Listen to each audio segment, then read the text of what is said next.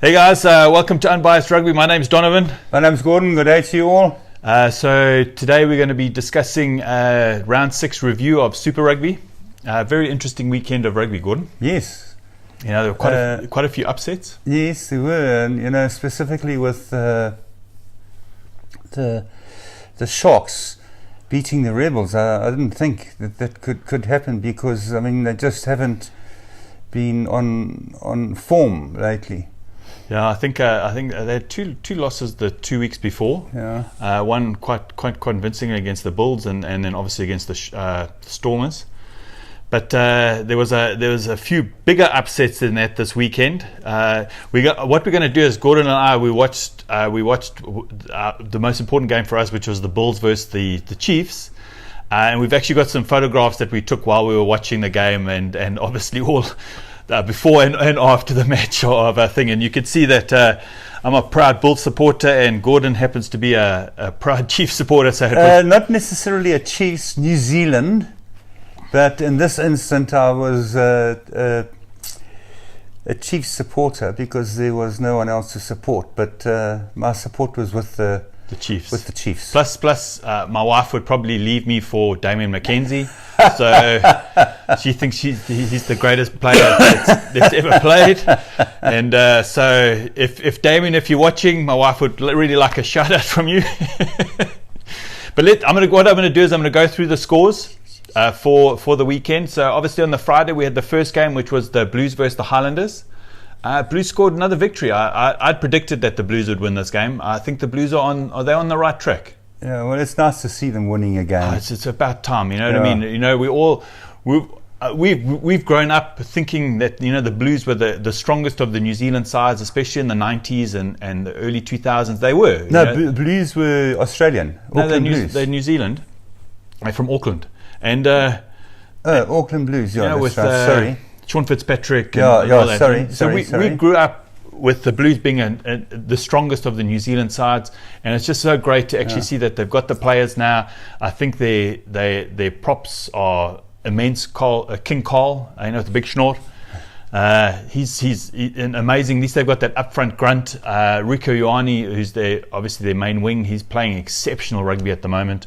And you can see why he's the best wing in the world at the moment. He definitely is the best wing in the world.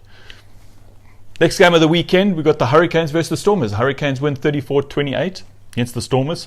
Hey, was it a home game, Don, or away game? They were playing at the Cape Town, the yellow Cape Town in New Zealand. Wellington, I'm not 100% sure.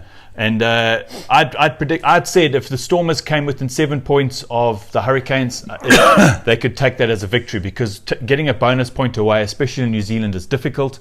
And there we go. The Stormers got their bonus point, and you know what? They actually had a really good chance of winning that game. And I think from a team that went, they were 40-3 their first game in the season, to be at this kind of position against the Hurricanes, who I think are one of the top sides in the competition. I think it's great. I think the Stormers face the Blues next. I think it's where the Hurricanes? What part of New Zealand? It's Wellington. Is it? I think it's Wellington. I'm sure somebody will tell us in the thing where they're from. Yeah.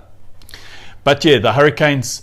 I like the way that the Hurricanes play rugby. I think they play in a really exciting brand of rugby. The Stormers are a very, very physical kind of side, but I'm expecting this coming weekend's game between the Blues and the Stormers to be an absolute cruncher. Yeah. I think that's going to be two teams that are on that really want to win. Next game of the weekend, which was the first really big upset of the weekend, we had the Waratahs versus the Crusaders, and the Waratahs beat the Crusaders 20-12. Have they got a bad track record? No, the Waratahs, they probably are the best New Zealand side. I think the most money gets spent on them in Australia. Are Waratahs from New Zealand? No, from Australia. Yeah. Sorry, from Australia. And they get probably the most money pumped into them. Yeah. They've got probably the most stars. Israel Folau, Bernard Foley. So they've got quite a lot of good players. Good guys. Yeah, the good guys playing for them. So they better be the best Australian side. Yeah. The Crusaders, let's be honest, I don't think the Crusaders, you could see they had a lot of handling errors. Yeah. Their mind just wasn't on the game. There are more things happening to them than just the rugby. But I still think the Crusaders are the top side in the country, in the competition, probably in the world. So I think they'll bounce back very, very quickly. Let me just change caps. Oh yeah, I also have to change caps. So now we're going to go on to the next game of the weekend. Yeah. It's actually quite difficult for me to wear Stormer's cap, but I'll do it. Finn McQueen, I wore this for you. Next game of the weekend, we actually had the Sunwolves playing the Lions. The Lions beating the Sunwolves 37-24. I really liked the way that the Lions played. I thought Malcolm Marx stepped up. I think he scored 2 tries, and he had 3 turnovers. I think he really stepped up. I think taking the captaincy role was quite difficult for him. So I enjoyed the game. Overall, I really, really did enjoy that game. I thought the Lions played very, very well, and their big name stars are starting to click. And they got such young talent. You know what I mean? Like really, really watched good that talent. game. They just got such good talent coming through that you can't deny that. You can see why they have been the best South African side for quite some time, and they showed their class on the weekend. Are you extending your praise for these guys because you want to keep away from the Bulls? Oh, okay, let's go into the next game. So I'm just going to have to change caps again. What cap shall I wear? I've got my Chiefs shirt on. I haven't got a Chiefs cap, unfortunately, but what I'll do is I'll just turn this one around. So obviously what we're going to do is I'm going to put the 2 pictures that we have on where we took before and after the game. But the Chiefs went all the way to Pretoria and they beat the Bulls 56-20. A flippin' hiding. Yeah, it is an absolute hiding. Look, completely unconfirmed reports. You probably won't read this anyway. I just have a feeling that the Chiefs took the Bulls out the night before, got them hell of a drink.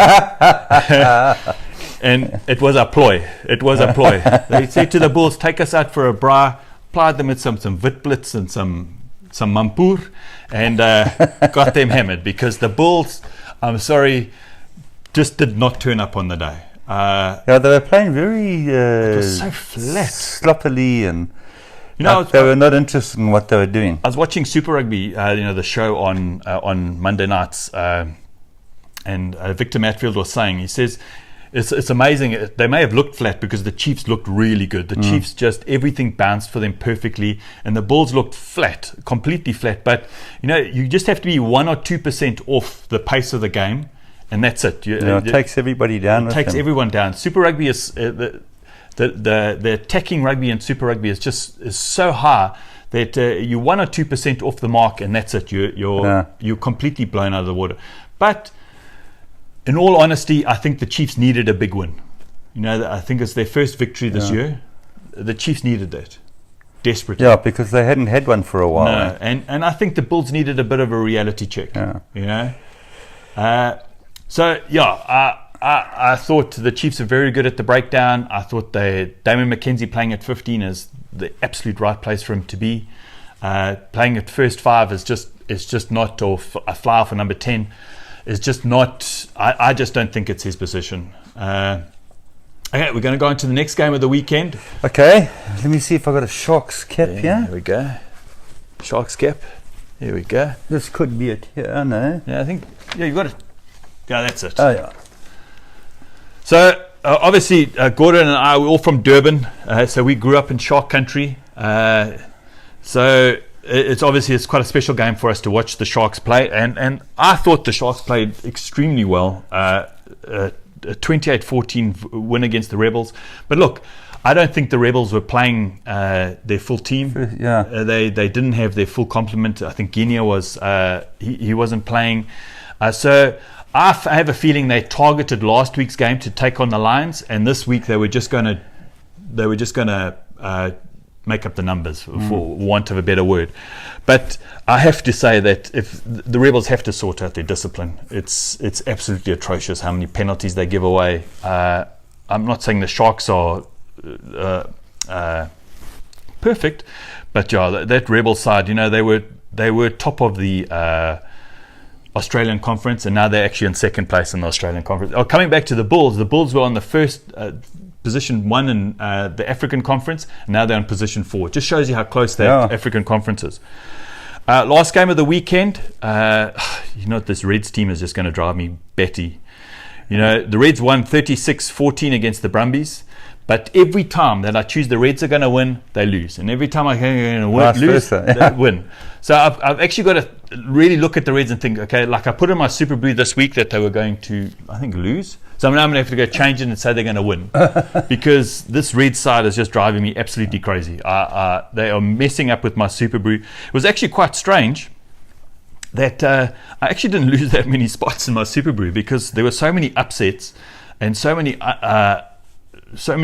results that were just against the grain that I actually went up in some of the leagues. So, but what I'm going to do now is I'm just going to go through the rankings.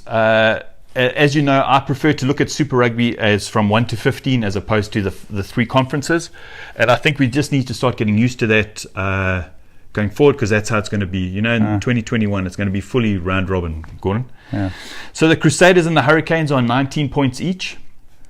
Top of the logs. Then it comes the Lions on 17, the Sharks on 15, the Waratahs Stormers on 14, and then it's the Bulls, Rebels, and Highlanders on 13. So I think it's quite a good mix. You know, I do honestly believe that the top two sides are at the top, the Crusaders and the Hurricanes. I just have a feeling that the Lions, Hurricanes, and Crusaders are going to start pulling away from everyone.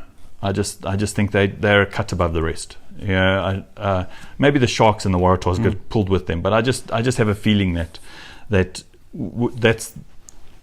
how the rest of the season's going to pan out. Things change, Don. I mean, if you look at the changes and the results that you've been reading out, and some of the changes you wouldn't expect. No. And things could quite easily turn around mid-year. Well, I think in the last 2 years, I think by round 6, the Crusaders and Lions were so far ahead of everyone. They won every single game, you know, and the other teams were just not in the same ballpark, you know. So I just think it's nice that between 1 and 9, there's only six points. You know, that's literally a game with a bonus point in a bit, you know. So that's super close after 6 rounds. You know, we'll see after the 7th round where everyone stands. But yeah, for the first time in a long time, I think Super Rugby is becoming a little bit more competitive. Yeah, for whatever reason, maybe it's not all the All Blacks are playing it. They're resting a lot of the All Blacks, or that might be a reason. Or maybe the South African and the Australian sides are actually starting to catch up. I'm hoping it's point number 2 and not point number 1. But listen, guys, what did you think of the weekend? You know, what was your overall thing of the weekend, Gordon? Well, nothing really exciting, but good rugby. I've seen better games. It was entertaining. Yeah, I wouldn't write home about it, but it's fun. It was fun. Yeah, I think so too. I think this coming weekend depends which game you. Well, it also depends who you support. You know, if you're a Chiefs supporter on Monday, you're probably still drunk from the weekend. So yeah, it really does depend. But I'm really enjoying Super Rugby this year. I think it's very, very competitive and very, very interesting. But yeah, what do you think? Because you know the Sunwolves have been dropped from Super Rugby in 2021. Gosh. Yeah, so they're going back to a 14-team format, which they were talking about it on Super Rugby on the weekend, and they were saying, because a lot of people are saying, oh, you know, going back to Super 14, or what's going to happen? But when it was Super 14, that's when South Africa was the most successful. Yeah. You know, the Bulls won 3 tournaments. So yeah. But listen, guys, I hope you guys have a wonderful weekend. Please put your what you thought of the weekend down below. And I hope you enjoy your coming weekend. Chat to you guys soon. Cheers. Cheers, guys. Cheers. Bye.